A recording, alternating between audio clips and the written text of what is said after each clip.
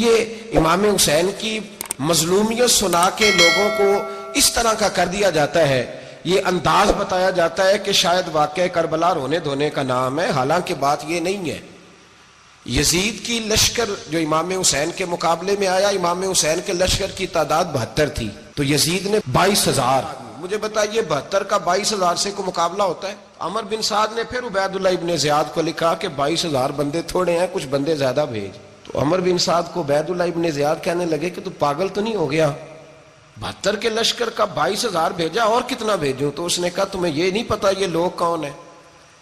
یہ مولا علی شیر خدا کی اولاد ہے، ان میں ایک ایک شخص ایسا ہے جو 1,000 کے مقابلے میں لڑنا جانتا ہے۔ تو یہاں کمزوری دکھائی جاتی ہے، ہمارے بچے سمجھنے لگے ہیں کہ یہ شاید کوئی ایسی داستان ہے، اور اس طرح کا ماحول ٹی وی پہ میں دیکھ رہا تھا، اس طرح کا ماحول بنایا جاتا ہے جیسے کوئی خوف ہے، یعنی واقعہ کربلا کوئی ایسا واقعہ جسے دیکھ کے خوف طاری ہو جائے، بچے راتوں کو ڈریں، وہ اکیلے درخت دکھائے جا رہے ہیں اور تیر دکھائے جا رہے ہیں۔ او یار کیا قوم کی تربیت کر رہے ہیں؟ واقعہ کربلا حوصلے کا نام ہے، دلیری کا نام ہے۔ سنیں بات اصل میں کیا تھی، بڑے ٹھنڈے دماغ سے میری بات کو سمجھیے گا۔ حضرت مولا علی شیر خدا کے بعد مسلمانوں کے متفقہ امیر بنے تھے حضرت امیر معاویہ۔ انہیں امیر کس نے بنایا تھا؟ امام حسن نے، حضرت علی کے بڑے صاحبزادے۔ حضرت امام حسن نے ان سے صلح کی، انہیں خلافت دی، اور صحیح بخاری میں نبی پاک نے فرمایا تھا میرا بیٹا حسن سردار ہے، جب مسلمانوں کی جماعتوں میں لہو بہ جائے گا تو حسن ان کی صلح کرا دے گا۔ وہ صلح امام حسن نے کرائی، جناب امیر معاویہ امیر بن گئے۔ حضرت امیر معاویہ رضی اللہ تعالیٰ عنہ بڑا پیار کرتے تھے نبی پاک سے، بڑا احترام کرتے تھے حضور کے خاندان کا۔ ان کی جو اجتہادی خطائیں ہیں وہ اپنی جگہ پہ موجود ہیں، چونکہ امام حسن نے ان سے صلح کر لی، لہذا ہم بھی ان کے بارے میں کوئی جملہ کہنے کے مجاز، ہماری مجبوری امام حسن ہے، اس لیے کہ جسے امام حسن صحیح کہے پھر امام حسن کے ماننے والے کو اسے غلط نہیں کہنا چاہیے۔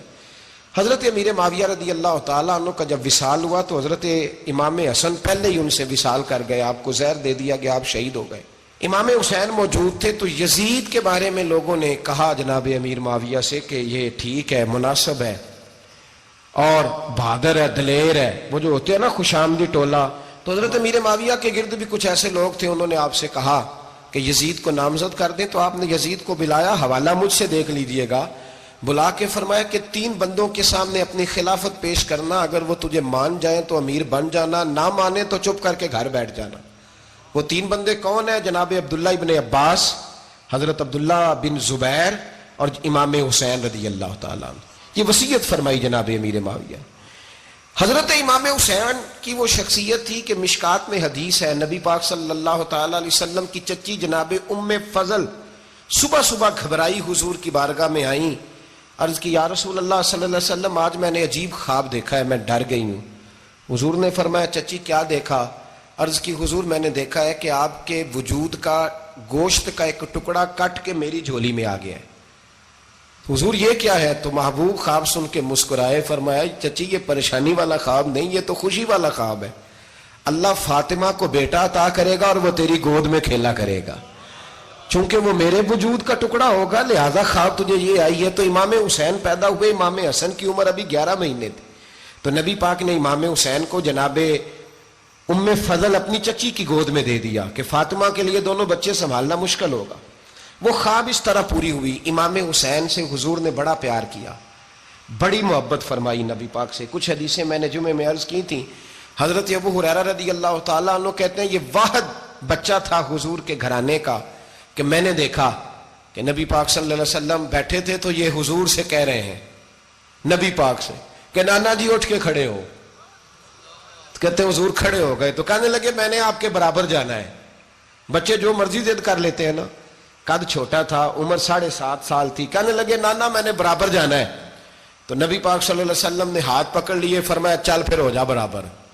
تو حضرت ابو ہریرہ کہتے ہیں انہوں نے حضور نے ہاتھ پکڑے، اوپر کھینچا تو امام حسین نے پہلے اپنے پیر حضور کے گھٹنوں پہ رکھے، پھر نبی پاک کے سینے پہ رکھے، اور جب ان کا قد سر تھوڑا سا حضور سے اونچا ہو گیا تو محبوب فرمانے لگے چل بس کر، تو نے تو کہا تھا آپ کے برابر ہونا ہے، تو اوپر نکل گیا ہے، چل بس کر۔ فرماتے پھر امام حسین نے زبان باہر نکالی تو محبوب ان کی زبان چوسنے لگے، پھر ساتھ لٹا لیا اور انہیں سونگنے لگے. تو میں نے عرض کی حضور آپ حسین کو سونگتے کیوں ہیں؟ تو فرمایا ابو ہریرہ مجھے حسین کے وجود سے جنت کی خوشبو آتی ہے، مجھے حسین کے وجود سے جنت کی. ایک دن حضور گزر رہے تھے. اصل اس طرح تھا کہ یہ نبی پاک کا حجرہ تھا.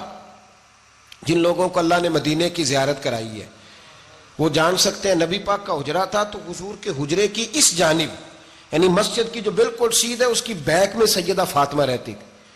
تو حضور اکثر نہ نماز کے لیے جب نکلتے تو حضرت فاطمہ کے حجرے کے پاس سے ہو کر دوبارہ محراب میں جاتے. محبوب حجرے کے پاس سے گزرے تو امام حسین رو رہے تھے. تو حضرت فاطمہ نے کسی بات میں جھڑک دیا تو امام حسین رونے لگے. تو نبی پاک نماز کے لیے گئے تو واپس لوٹ آئے اور واپس تشریف لا کے کہا فاطمہ حسین کو کیا ہوا؟ عرض کی یا رسول اللہ تنگ کر رہے تھے میں نے ڈانٹ دیا ہے. کیا خوبصورت جملے ہیں حدیث پاک میں. سرکار نے فرمایا فاطمہ اس کو حسین کو نہ رونے نہ دیا کر، یہ جب روتا ہے نا تو میرے دل کو تکلیف ہوتی ہے. تو بی بی صاحبہ کہتی ہیں یہ حکم آیا نبی پاک کا میرے نام، پھر میں نے ڈانٹنا چھوڑ دیا.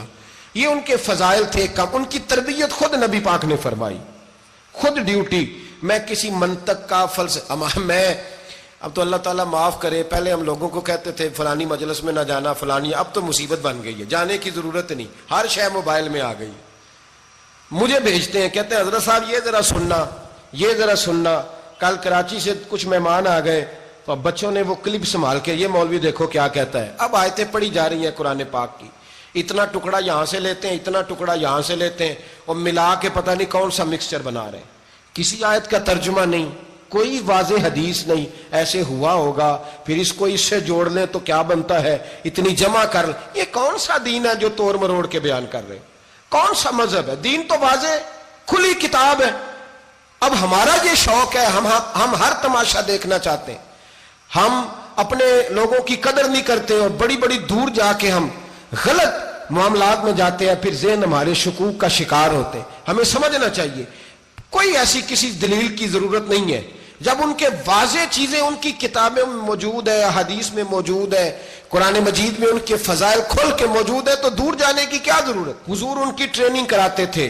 پہلی بات تو یہ ہے کہ نبی پاک نے دعا مانگی تھی یا اللہ میرے گھر والوں کو زیادہ روزی نہ دینا، انہیں ایک وقت روٹی دینا ایک وقت کی بھوک دینا. یہ جو 10 دن کربلا میں انہیں ٹینشن نہیں نہ ہوئی، انہیں عادت تھی فاقہ کرنے کی، انہیں 3 دن وصلی روزے رکھنے کی عادت تھی. پہلی بات. دوسرا یہ کہ جہاد کی تربیت حضور خود کراتے تھے. حضرت فاطمہ زہرا کہتی میں پردے کے پیچھے دیکھ رہی تھی، نبی پاک نے امام حسن اور حسین سے فرمایا چلو میرے سامنے کشتی لڑو. تو دونوں حضرات آپس میں جب کشتی لڑنے لگے تو نبی پاک نا امام حسن کو کہتے ہیں حسن حسین کو ٹانگوں سے پکڑو، حسن حسین کو پیچھے سے پکڑو. جب نبی پاک بار بار امام حسن کو بتا رہے تھے تو سیدہ پیچھے سے بول پڑی، کہنے لگی یا رسول اللہ آپ چھوٹے کو بتائے آپ بڑے کو بتا رہے. بڑا تو پہلے 11 مہینے بڑا ہے تو آپ چھوٹے کو بتائے بڑے کو بتا رہے. تو فرمایا فاطمہ تو چپ کرنا، جو میں دیکھ رہا ہوں تو نہیں نہ دیکھ رہی، ایک کو میں بتا رہا ہوں دوسرے کو جبریل امین بتا رہے ہیں. تو یہ حضور نے اپنے سامنے ان کی تربیت کی، ٹریننگ. ہوا یہ کہ یزید جب امیر بنا نا 2-3 چیزیں ہوتی ہیں جب کسی بندے کو قابو کرنا ہوتا ہے، 2-3-4-5 چیزیں ایسی ہوتی ہیں جس سے بندہ قابو آتا ہے. تو اس نے بھی فوری طور پہ یزید نے دیکھا میرے لیے مسئلہ کیا بن سکتا ہے. ولید بن عتبہ اس وقت مدینے کا گورنر تھا. یزید نے اس کو خط لکھا کہ امیر عرب کا رواج آج بھی ہے کہ جب تک نئے خلیفہ کی بیعت نہیں ہو جاتی پرانے کے انتقال کی خبر ہی نہیں دیتے، اس کو رکھے رکھتے ہیں. یہ ان کا طریقہ ہے. وہ کہتے ہیں کہ ولی عہد اچھی طرح قبضہ کر لے پھر بتائیں گے. حضرت امیر معاویہ کا وصال ہو گیا، بتایا نہیں. یزید نے اب کیا کیا، چونکہ بڑا چلاک آدمی تھا، بڑا شاطر تھا، بڑا تیز تھا، اس نے ولید کو خط لکھا. کہنے لگا کہ فوری طور پہ عبداللہ ابن عباس کو بلاؤ اور اسے کہو میری بیعت کریں. یہ جو بیعت ہوتی تھی نا یہ بھی سن لے کیا ہوتی تھی. یہ بیعت حلف ہوتا تھا کہ میں اللہ رسول کے نام پہ حلف دیتا ہوں کہ میں یزید کی اطاعت کروں گا، میں اس کے خلاف کوئی بغاوت نہیں کروں گا. کوئی یہ بیعت لوگ سمجھتے ہیں کہ بس ہاتھ پکڑنے کا نام بیعت تھا. اس بیعت کا متبادل جمہوری ملکوں کے اندر ووٹ آیا ہے.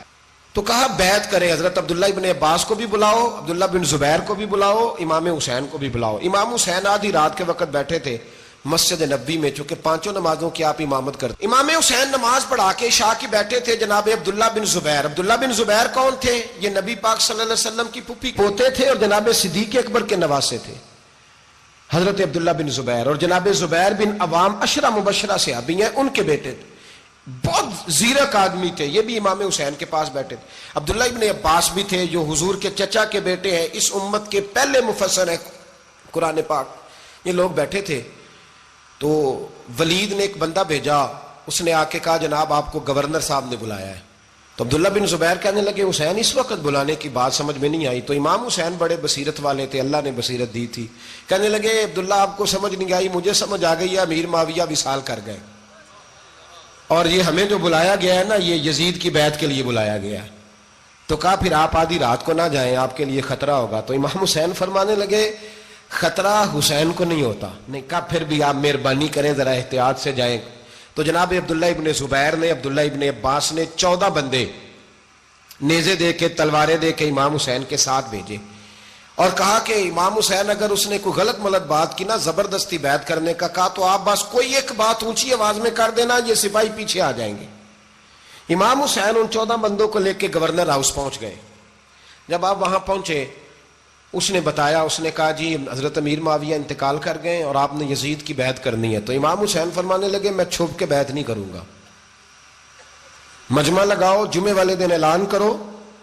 جو طریقہ ہے حضرت ابوبکر صدیق کا، جو طریقہ ہے حضرت عمر فاروق کا، جو انداز حضرت عثمان غنی کا ہے، جو مولا علی کا ہے، سر عام اعلان کرو. اگر ساری دنیا یزید کی بیعت کرے گی تو میں بھی تیار ہوں. تم مجھ سے بیعت لے کے پھر لوگوں کو بتانا چاہتے ہو کہ حسین بیعت ہو کر رہے ہیں تو تم کیوں نہیں کر رہے؟ میں عام آدمی نہیں ہوں، لہذا چھپ کے بیعت نہیں کرتا. جب یہ بات کی نا تو ولید بڑا نرم دل تھا اور امام حسین کی شان کو جانتا تھا. وہ جانتا تھا یہ نبی پاک کا خاندان ہے. اس نے کہا جی مجھے تو حکم تھا، باقی آپ حضور کے نواسے ہیں، میں کر کچھ. وہاں ایک بڑا بدبخت شخص بیٹھا تھا عبد الملک بن مروان. وہ ولید سے کہنے لگا کہ اگر حسین آج تمہارے ہاتھ سے نکل گئے تو تمہارے لیے بہت بڑا مسئلہ کھڑا ہو جائے، انہیں جانے نہ دینا، یا بیعت کراؤ یا ان سے کہو جنگ کے لیے تیار ہو. تو امام حسین رضی اللہ تعالیٰ عنہ کے کانوں میں آواز گئی تو فرمانے لگے ابن مرجانہ اگر تیرے اندر جرت ہے تو آ سامنے حسین کے، اس کے کانوں میں باتیں نہ کر، کانا پھوسی نہ کر، باہر آ میدان میں، شرارت نہ کر، باہر آ، میں تمہیں ابھی بتاتا ہوں کہ حسین سے مقابلہ کرنے کا انجام کیا ہے. یہ کہہ کہ امام حسین باہر نکلے، اپنے بھائی محمد بن انفیہ کو بلایا، عبداللہ بن زبیر، عبداللہ ابن عباس، ڈھیر سارے لوگ کٹھے ہو گئے. فرمایا یہ معاملہ ہے، اب کیا کرنا ہے؟ تو وہ کہنے لگے حضور وقت ابھی مناسب نہیں ہے، آپ اس طرح کریں یہاں رکے، ہم مکے سے، عراق سے، کوفے سے لوگوں کو بلاتے ہیں، یہاں ایک بڑی مجلس مشاورت قائم کرتے ہیں. امام حسین فرمانے لگے اگر تم مشاورت قائم کرو گے تو ولید اور عبد الملک بن مروان وہ تو جنگ کرنے کو تیار ہیں، اور نبی پاک نے فرمایا ایک مینڈا ہوگا جس کی وجہ سے مدینے کی گلیوں میں لہو بہے گا. فرمانے لگے میں وہ بکرا، وہ مینڈا نہیں بننا چاہتا. کہا پھر آپ کیا کریں گے؟ تو امام حسین رو پڑے، فرمانے لگے میں مدینہ چھوڑ جاؤں گا لیکن مدینے کی حرمت پامال نہیں ہونے دوں گا. امام علی مقام آدھی رات کے وقت نکلے. سیدہ فاطمہ کا دروازہ ایک اس دن تھا جس دن حضرت مولا علی کوفے چلے گئے اور دوبارہ آج تالا لگا جب امام حسین نکلے. آپ جنت البقیع کے پیچھے کھڑے ہو کے حضور کا روضہ دیکھنے لگے. اس وقت گنبد تو نہیں ہوتا تھا، روضہ دیکھنے لگے. نانا تیرے کرم کے خزینے کی خیر ہو، میں جا رہا ہوں تیرے مدینے کی خیر ہو. سارا خاندان لے گئے، مکے تشریف لے گئے. حج کے ایام قریب آنے والے تھے. امام حسین نے وہاں لوگوں سے باتیں کی. جب امام حسین وہاں پہنچے تو کوفے سے خط آنے لگے. کوفہ حضرت علی کا دارالخلافہ تھا، وہاں آپ کے محبین، پیار کرنے والے ڈھیروں تھے. انہیں خط لکھے کہ حضور آپ چپ کر کے بیٹھے ہوئے ہیں اور ہمارے اوپر یزید مسلط ہو گیا ہے. آپ اگر میدان میں نہیں نکلیں گے، آپ نہیں آئیں گے تو ہم اللہ کی بارگاہ میں شکوہ کریں گے کہ کوئی ہماری کمان کرنے کو تیار ہی نہیں ہوا.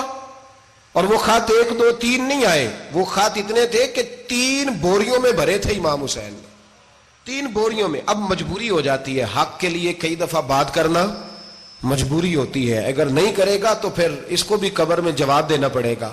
امام علی مقام رضی اللہ تعالیٰ عنہ نے مکے میں اب لوگوں کو جمع کیا مشورے کے لیے. ہر بندے نے کہا حضور وہ بلا تو رہے ہیں پر اپنے وعدوں کے پکے. کہا حضور وہ پکے نہیں، آپ نہ جائیں. ہر بندے نے کہا حالات ٹھیک نہیں, حالات گراؤنڈ ریالٹی صحیح نہیں. یہی مشورہ آج بھی ہر بندہ دیتا ہے, ابھی حالات نہیں. اتنے خراب حالات کبھی نہیں ہوئے تھے جتنے امام حسین کے دور میں تھے. لیکن فرمایا میں دین کے خلاف غلط حکمران کو مسلط ہونے کی اجازت, بول کے بتائیے, بول کے, غلط حکمران کو مسلط ہونے کی اجازت, مزاحمت کروں گا, مخالفت کروں گا. امام کہنے لگے کوئی بات نہیں, وہ میرے ساتھ چلے نہ چلے لیکن میں کوفے جاؤں گا. وہ لوگ میرے ساتھ کھڑا ہونے کو تیار ہے تو وہ جھوٹ ہے یا سچ ہے, پر میں چلوں گا.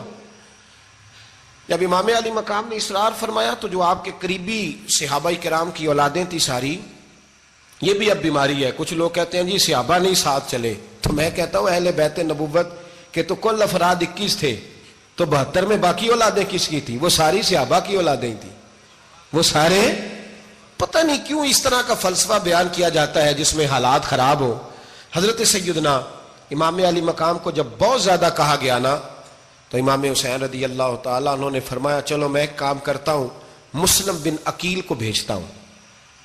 حضرت علی کے بھتیجے ہیں, امام حسین رضی اللہ تعالیٰ عنہ کے چچا کے بیٹے ہیں, حضرت عقیل کے صاحبزادے مسلم بن عقیل.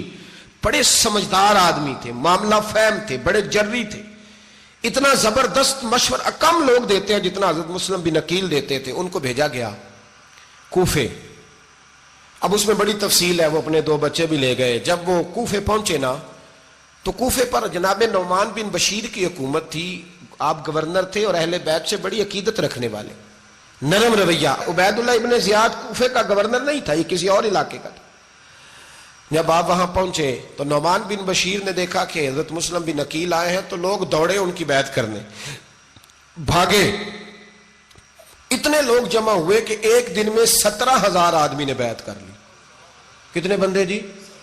17,000 آدمی ایک دن آیا. اب وہ جو امام مسلم بن عقیل کے وہاں نعرے لگانے والے تھے, کہنے لگے حضور یہ پہلے دن کی کارکردگی ہے, 2-4 دن میں دیکھیے کیا ہوتا ہے. 2-4 دن میں کیا ہوا, 40,000 آدمی نے بیعت کر لی.